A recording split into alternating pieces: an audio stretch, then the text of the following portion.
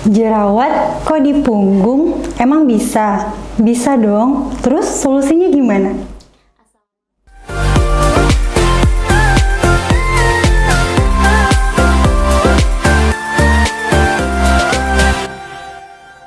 Assalamualaikum warahmatullahi wabarakatuh. Selamat malam happy people. Kembali lagi di IG Live bersama Klinik Alana. Live malam ini kita ditemani oleh Dr. Indria Yulandara, akrab disapa Dr. Dara. Halo dokter, apa kabar? Halo Tayan, alhamdulillah baik. Tayan apa kabar? Alhamdulillah baik juga dok. Live malam ini kita akan bahas jerawat kok di punggung, dan juga ada yang spesial. Kita akan berikan free body moisturizer day untuk satu happy people yang beruntung. Tetap stay tune ya. Nah dok, kita bahas jerawat di IG Live bulan lalu ya. Ternyata jerawat selain timbul di wajah, bisa juga ya dok timbul di punggung. Kok bisa dok jerawat timbul di punggung? Benar, Tayan. Jerawat ini nggak habis-habis ya pembahasannya ya. Bulan lalu kita bahas tentang jerawat di wajah, sekarang kita bahas tentang jerawat di punggung. Pertanyaannya, emang bisa jerawat di punggung? Bisa dong. Selain di punggung, jerawat juga bisa di dada, kemudian di bahu ataupun di leher juga sering. Kenapa? Karena pada dasarnya struktur kulit kita itu sama ya, dari kepala sampai kaki. Nah, di struktur kulit itu kita punya kelenjar keringat. Selain itu kita juga punya kelenjar minyak atau sebum.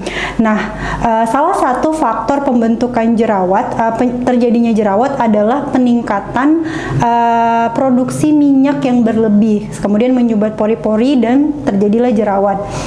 Nah, dalam studi medisnya dikatakan bagian-bagian seperti punggung, dada, leher, ataupun bahu itu kelenjar minyaknya itu banyak dan besar-besar.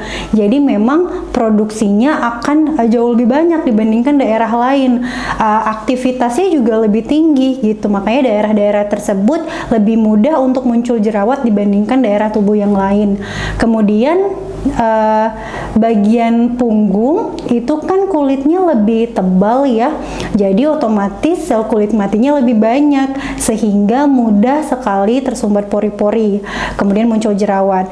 Kemudian daerah punggung kita tuh sangat mudah tergesek. Misalkan kita kerja duduk bersandar sama kursi, bahan alas kursi itu kan mungkin kasar ya, jadi gampang gesek punggung. Atau kalau kita pakai tas ransel juga bisa jadi seperti itu, karena bahan tas ransel itu kan tebal, kemudian teksturnya lebih kasar sehingga mengalami gesekan, bisa muncul iritasi atau peradangan, jadi bisa muncul terjadinya jerawat seperti itu Tanya.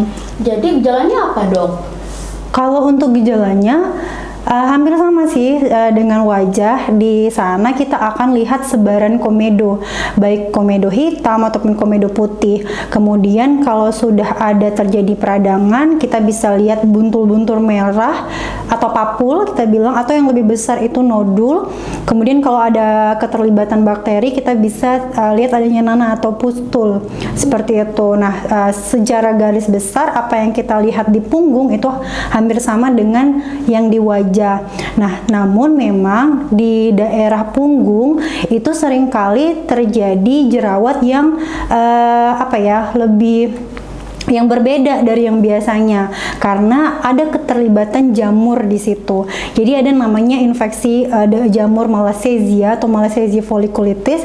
Itu ruamnya, bagian penampakan di punggungnya itu hampir sama dengan jerawat. Jadi dia bintik-bintik merah atau beruntul-beruntul merah seperti itu, dengan gejala yang dominan gatal. Jadi kalau misalkan happy people sudah pakai produk acne, baik sabun dan sebagainya, tapi kok jerawatnya makin banyak, kok makin gatal, mungkin itu salah satu infeksi jamur. Bisa dikonsultasikan ke dokter atau ke ahlinya seperti itu. Nah dokter kan sering bilang nih faktor makanan kayak hormon itu kan bisa mempengaruhi timbulnya jerawat ya. Apakah jerawat punggung juga termasuk? Oke. Kalau untuk hal-hal yang faktor-faktor resiko yang untuk memperburuk ataupun pencetus jerawat seperti yang di wajah, secara garis besar sama dengan yang di punggung. Jadi ada keterlibatan stres, kemudian hormon, apalagi buat usia yang puberitas ya. Itu kan kalau usia puberitas itu aktivitas kelenjar minyaknya lagi tinggi-tingginya nih. Terus juga kita juga lebih aktifnya kan, itu lagi usia sekolah ya. Jadi banyak kegiatan ekstrakurikuler, banyak kegiatan olahraga seperti itu kan.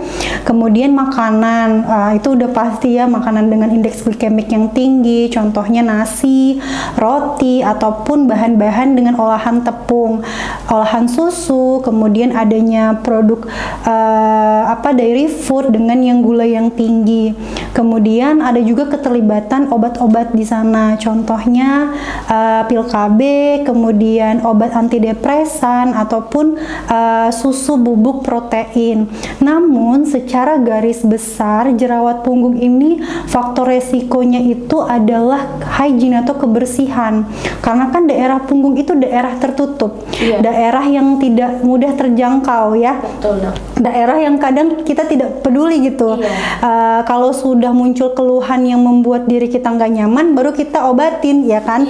Gitu. Jadi kebersihan itu adalah faktor yang paling penting terjadinya si jerawat tadi. Gitu. Wah, berarti faktor kebersihan paling pengaruh ya, Dok ya. Jadi kebersihan yang seperti apa sih, Dok, yang harus kita jaga? Yang pasti kebersihan daerah-daerah yang gampang berjerawat tadi ya, kayak daerah punggung, dada, bahu. Kemudian caranya gimana? Yang pertama, pakai pakaian yang longgar dan menyerap keringat. Apalagi buat teman-teman yang rajin olahraga atau mungkin yang aktivitasnya banyak bergerak atau di luar ruangan yang mungkin panas atau di dalam ruangan yang ventilasinya tidak baik ya, atau seperti saya yang pakai gamis dengan bahan yang mungkin panas ya. Nah itu pakai pakaian yang dalamnya itu yang longgar dan yang menyerap keringat, satu. Yang kedua, segera mandi setelah beraktivitas ataupun berolahraga. Kadang ya saya juga seperti itu sih kadang-kadang ya. Kadang kita pulang kerja capek ya, duduk-duduk dulu, main handphone dulu, baru mandi gitu kan. Sedangkan di punggung kita ataupun di dada kita udah lembab, udah karena keringetan, banyak bakteri di situ, banyak kotoran gitu kan, sehingga mempermudah munculnya jerawat.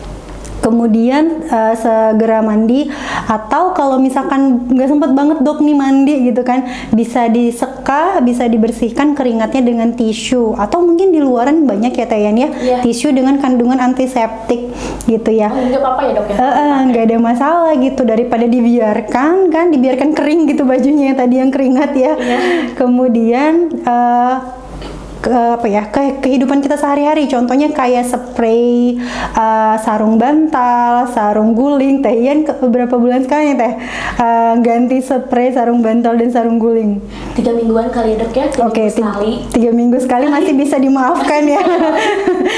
Usahakan diganti ya 1-2 minggu sekali. Handuk pun seperti itu ya. Tapi kan dijemur Dok kalau handuk, kalau basah kan? Tetap saja kalau misalkan 2 bulan sekali kita ganti kan tetap akan ada kotoran yang menempel di situ. Walaupun dijemur kan nggak bisa 100% ya kotoran mati dengan dengan paparan sinar matahari seperti itu. Jadi usahakan kalau memang kita punya riwayat jerawat punggung, ganti 1-2 minggu sekali. Terus yang terakhir yang saya bilang tadi, ada keterlibatan seperti tas ransel seperti itu. Jadi yang kalau hobi pakai tas ransel apalagi yang bahannya tebal, mungkin bisa diganti dengan sling bag atau handbag seperti itu. Nah Dok, kalau dari alat mandi gimana Dok? Alat mandi untuk apa? Untuk jerawat? Iya betul, untuk jerawat. Oke, kalau alat mandi udah pasti ya. Selain alat mandi, kebiasaan kita mandi pun itu berhubungan dengan jerawat punggung. Nah kalau peralatan mandi, contohnya yang paling sering kita indahkan itu shower scrub atau shower puff yang kita pakai. Ayo berapa kali Tayan gantinya? Serusak nih kayaknya. Serusak ya. Kalau masih bagus dipakai aja. Iya, kadang kan kita nggak mikir ya, oh nggak rusak kok, oh nggak kotor kok, ya ngapain diganti gitu. Nah, ada penelitian, jadi dia meneliti shower scrub atau shower puff ini selama 2 minggu dipakai. Nah, kemudian dia teliti ternyata selama 2 minggu dipakai itu sudah banyak sekali bakteri ataupun jamur di shower scrub itu, gitu. Karena katanya kalaupun misalkan kita gantung itu shower scrubnya dia tidak bisa kering sempurna, makanya sangat mudah muncul bakteri ataupun jamur di situ. Nah, itu 2 minggu, gimana 3 bulan, gimana setahun. Itu kan banyak sekali bakteri di situ. Nah, selain itu pada saat kita mandi pun itu juga berpengaruh. Contohnya kita pakai sabun dengan yang ada bulir scrubnya, itu nggak boleh ya kalau misalkan kita punya jerawat punggung. Jadi kalau misalkan kita punya jerawat punggung, jangan pernah nge-scrub atau ngegosok si bagian punggung kita. Kenapa? Karena tadi kalau misalkan jerawatnya kecil-kecil bisa jadi makin besar, ataupun kalau jerawatnya tenang-tenang bisa makin meradang jerawatnya. Nah, kemudian pemakaian shower scrub sama shower puff itu juga tidak direkomendasikan kalau misalkan kita punya jerawat punggung, seperti itu. Kemudian yang kedua, nah teman-teman yang hobi banget perawatan rambut di rumah, pakai hair mask ataupun hair conditioner, terkadang yang paling kita perhatikan rambutnya, ya. Padahal banyak sisa-sisa dari masker rambut ataupun conditioner itu di punggung, gitu. Kadang kan kita sabun mandi dulu, sambil nunggu si masker rambutnya kering ya, gitu kan. Baru setelah mandi sabunan kita bersihkan si masker rambut. Padahal rambut kita bersih sih, tapi punggungnya masih ada sisa-sisa kotoran di situ, sisa-sisa masker. Nah, itu juga bisa memicu adanya jerawat. Kemudian pakai peralatan mandi yang oil based, itu juga tidak direkomendasikan ya. Kemudian pakai peralatan mandi yang gampang mengiritasi, itu juga tidak direkomendasikan jika kita punya jerawat punggung, seperti itu. Tapi kan dok, tadi ya baju olahraga nih, kita kan suka olahraga ya, apalagi pandemi kayak gini, kan memang desainnya ketat-ketat dok, gimana? Iya ya. Emang kan baju olahraga didesain khusus untuk ketat ya, supaya kita gampang bergerak kan ya. Nah, ya mau tidak mau ya, kalau misalkan kita sudah ada jerawat punggung, ya pilih baju olahraga yang longgar, yang tidak ketat. Bukan hanya longgar saja, tapi menyerap keringat, contohnya kayak bahan katun. Atau sekarang itu udah banyak teknologi baju olahraga yang airism katanya gitu kan, yang menyerap air katanya gitu kan, yang air keringat friendly gitu. Nah, itu boleh langsung kering gitu. Iya, itu boleh direkomendasikan dipakai jika kita memang sangat mudah untuk muncul jerawat punggung gitu. Nah, ada saran nggak dok untuk happy people yang rajin olahraga atau yang aktivitasnya banyak di luar biar nggak mudah dapat jerawat punggung? Oke, tips dari saya yang pertama baju tadi ya, pakailah yang longgar dan menyerap keringat. Kemudian yang kedua langsung mandi ketika selesai berolahraga. Sebenarnya nggak cuma olahraga doang sih, ya teman-teman yang aktivitasnya banyak ataupun yang kerjanya di lapangan itu tips ini juga bisa dipakai gitu. Kemudian yang ketiga, hindari mandi dengan menggunakan air panas. Kenapa? Air panas itu bisa lebih mengaktifkan kelenjar keringat kita sehingga mudah untuk munculnya jerawat. Kemudian dia juga bisa membuat jerawat kita makin meradang. Jadi jerawat kita yang tadinya tenang menjadi makin meradang, seperti itu. Kemudian ya tadi kalau misalkan nggak sempat mandi, boleh disekat dengan tisu ataupun tisu dengan antiseptik. Kemudian ya kalau misalkan kita punya jerawat punggung ya, sudah mengalami jerawat punggung, boleh cari waktu olahraga yang mungkin lebih cuacanya lebih dingin ya Teh Yani ya. Iya, kayak pagi hari ataupun sore hari gitu. Kalaupun sempatnya siang ya di tempat yang mungkin lebih dingin, kayak yang lebih tertutup dengan ventilasi yang lebih bagus gitu. Nah, itu happy people tips dari Dokter Dara untuk teman-teman yang olahraga atau aktivitasnya banyak ya. Nah, untuk happy people yang ingin bertanya boleh komen di bawah ya. Nah dok, di luar sana ada sabun yang katanya bisa bantu mengobati jerawat punggung, gimana itu dok? Oke, sabun memang merupakan tahap awal untuk pengobatan jerawat. Jadi memang ada sabun dengan acne agent di dalamnya. Contohnya kayak salicylic acid, benzoyl peroxide, ataupun sulfur. Itu bisa sekali kamu gunakan untuk mengobati jerawat punggung untuk tahap pertamanya gitu. Kalau nggak sembuh, apakah ada pengobatan lain, Dok? Oke, kalau misalkan nggak sembuh nih dengan menggunakan sabun, sebelum lanjut, saya mau kasih tahu nih, kamu bisa ngobatin jerawat punggung kamu di rumah dengan syarat jerawatnya ringan ataupun ringan sedang. Contoh, jerawat kamu tuh hanya komedo saja, misalkan komedo putih ataupun komedo hitam. Kalaupun misalkan ada yang sudah meradang, kayak ada papul, ada nodul, itu 1-2 gitu, dan tidak nyeri. Tapi kalau jerawat kamu sudah banyak, dalam, dan nyeri, mau tidak mau kamu harus konsultasikan ke dokter ataupun ahlinya untuk mendapatkan pengobatan yang lebih lanjut. Nah, kalau misalkan jerawat kamu ringan, kamu sudah gunakan sabun dengan kandungan sulfur, salicylic acid ataupun benzoyl peroxide, kamu bisa, tapi tidak sembuh, kamu bisa gunakan seperti lotion, serum, kemudian krim dengan kandungan yang sama, adanya salicylic acid ataupun benzoyl peroxide di dalamnya. Atau bisa total jerawat kamu dengan obat-obatan anti acne yang lebih mudah didapat, kayak benzoyl peroxide dengan persentase 2,5% itu bisa. Nah, tapi kalau misalkan sudah melakukan pencegahan, sudah pakai sabun, pakai lotion ataupun serum ataupun spray, kemudian obat total tapi tidak juga kunjung sembuh, mungkin kamu butuh yang namanya antibiotik oral ataupun antibiotik krim yang harus dengan resep dokter. Jadi mau tidak mau harus konsultasikan ke dokter ataupun ke ahlinya. Atau mungkin saja jerawat itu merupakan infeksi jamur. Jadi konsul ke dokter untuk mendapatkan pengobatan lebih lanjut dan diagnosa yang lebih tepat. Nah, selain itu di klinik juga ada treatment-treatment yang membantu jerawat kamu lebih mudah sembuh. Contohnya chemical peeling. Nah, kalau chemical peeling itu sama kayak chemical peeling di wajah. Dia tidak hanya mengurangi peradangan pada jerawat, tapi juga bisa mengurangi aktivitas dari kelenjar minyak dan mengangkat sel kulit mati, sehingga dia bisa mencegah munculnya jerawat baru dan juga bisa mengobati jerawat kamu yang sekarang. Atau bisa gunakan laser ataupun terapi sinar, contohnya blue light therapy seperti itu, atau IPL juga bisa. Bisa dibantu dengan treatment juga ya, Dok? Benar, kalau dikonsultasikan ke dokter. Nah, satu lagi, Dok, mau tanya. Boleh. Kalau body lotion dipakai pas lagi jerawatan gimana, Dok? Pas lagi aktif gitu ya, jerawatnya. Iya. Oke, kalau body lotionnya kandungannya whitening atau brightening kayak vitamin C gitu kan banyak ya hand body yang ada vitamin C-nya di luaran. Itu jangan dulu, tidak direkomendasikan kalau misalkan jerawat kita masih aktif. Nanti dulu itu di skip dulu. Untuk bekas jerawat itu oke, tapi kalau untuk jerawat yang masih aktif, gunakan lotion yang ada acne agent-nya di dalam. Kayak biasanya yang paling sering di luaran itu salicylic acid, itu paling banyak, ataupun benzoyl peroxide juga ada sih setahu saya, seperti itu. Nah, itu Happy People penjelasan tentang jerawat punggung ya, Dok ya. Nah, kita coba lihat tuh, ada yang bertanya. Kita jawab satu-satu insya Allah ya, Dok ya. Boleh.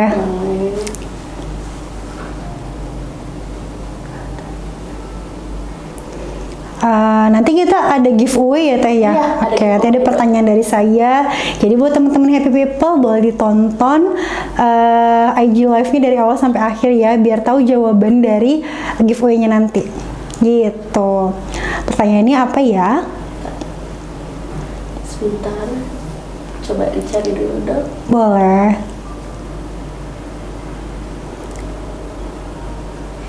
Nah, Dok, dari Kasifa Hermalia Putri, cara ngilangin jerawat di dada, Dok? Sama. Jadi jerawat di punggung, mau jerawat di dada, mau jerawat di bahu, cara menghilangkannya yang pertama jaga kebersihan. Yang tadi saya bilang ya, gunakan pakaian yang yang longgar dan juga menyerap keringat. Kemudian bersihkan daerah tersebut dengan baik, gitu. Karena daerah dada punggung itu daerah-daerah yang yang tidak terlalu diperhatikan gitu. Kalau wajah, kita perhatikan banget nih. Wajah, leher itu perhatikan banget ya. Nah, tapi kalau daerah kayak dada, punggung itu kan daerah tertutup, jadi jarang diperhatikan. Nah, kalau misalkan ada jerawat di situ, ya harus bersih daerah tersebut. Kemudian bisa gunakan sabun yang ada acne agent-nya, contohnya salicylic acid tuh paling banyak di luaran dan tidak mahal setahu saya sabun dengan kandungan seperti itu. Kemudian benzoyl peroxide ataupun sulfur. Kemudian kalau tidak ada spray atau lotion dengan kandungan yang yang sama. Nah, kalau sudah dilakukan semuanya tapi masih ada jerawat juga, kamu bisa konsul ke dokter. Siapa tahu infeksinya bukan infeksi bakteri ataupun ada jerawat yang biasa. Yang kedua, kamu bisa di treatment, jadi lebih mudah untuk sembuh gitu. Nah, dari Kasanpawi dok, apakah pemilihan sabun batang atau cair mempengaruhi adanya jerawat punggung? Iya, jadi ada yang tadi saya bilang yang awal, hindarin peralatan mandi yang oil base, yang minyak ya, yang bikin kulit kita mungkin lebih lembab banget nih. Nah, itu bisa banget beresiko untuk munculnya jerawat. Jadi kalau misalkan kita memang punya riwayat jerawat punggung, pilihlah sabun-sabun dengan anti akne di dalamnya. Atau kalau misalkan kurang cerah dok, gitu bisa aja ada anti akne dan brightening agent. Contohnya ada kandungan salicylic acid ditambah niacinamide ataupun ada alpha-arbutinnya gitu. Jadi nggak ada masalah. Dibaca aja ingredientsnya gitu. Sekarang dari Kadia Hanggra ya dok ya. Sebenarnya jerawat muka sama jerawat punggung sama nggak dok? Secara garis besar sama, penyebabnya sama, kemudian pengobatannya juga secara garis besar sama. Cuman jerawat punggung ini memang lebih susah. Kenapa? Karena pertama kita tidak bisa menjangkaunya kan, apalagi kalau kita yang tinggal sendiri. Jadi pengobatannya tidak maksimal. Kalau di wajah kan kita tahu ya, kita bangun tidur berkaca terus ada jerawat langsung kita obatin. Kalau di punggung, kalau pas kita gosok ada rasa nggak nyaman, baru kita tahu oh ternyata di punggung kita ada jerawat.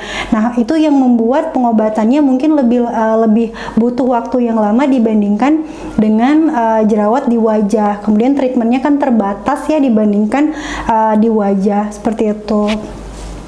Sekarang dari Kak Ayang ya dok ya, klinik Alana punya treatment buat ngatasin jerawat punggung dok?